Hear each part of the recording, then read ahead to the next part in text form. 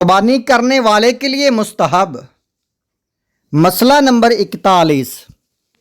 جس آدمی کا قربانی کرنے کا ارادہ ہو اس کے لیے مستحب ہے کہ ماہ ذی الحجہ کے آغاز سے جب تک قربانی کا جانور ذبح نہ کرے اپنے بال و ناخن صاف نہ کرے، لیکن یہ عمل مستحب ہے،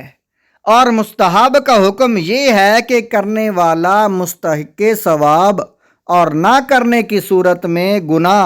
کوئی گناہ لازم نہیں آتا، اور نہ قربانی کی صحت میں کوئی خلل واقع ہوتا ہے۔ قربانی کا گوشت غیر مسلم کو دینا۔ مسئلہ نمبر 42، قربانی کا گوشت غیر مسلم کو بھی دینا جائز ہے،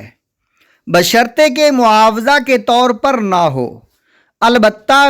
غریب مسلمانوں کو دینے کا ثواب زیادہ ہے، کیونکہ یہ مستحب ہے، اس لیے قربانی کا گوشت مسلمانوں کو دینے کی کوشش کرنی چاہیے۔ مسئلہ نمبر 43، صفحہ نمبر 65، کھال کی رقم سے مستقل ذریعہ آمدنی۔ کسی جماعت یا تنظیم کا قربانی کی کھال کی رقم کو مستقل آمدنی کا ذریعہ بنانا،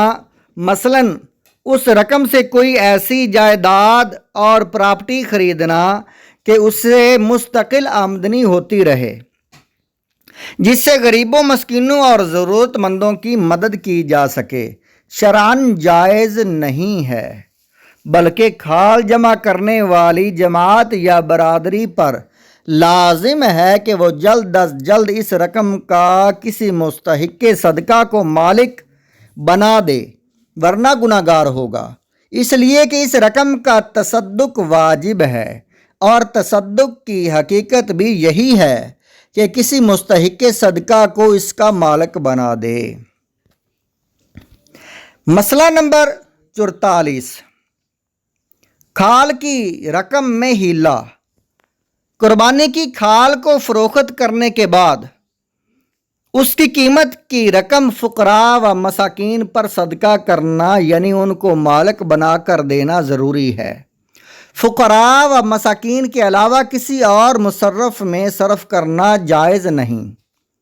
اگر شدید مجبوری کی صورت میں ایسی رقم کو کسی اور مصرف میں خرچ کرنے کی ضرورت ہے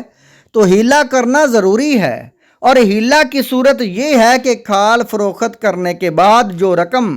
حاصل ہوگی وہ رقم کسی مسکین یا فقیر کو دے کر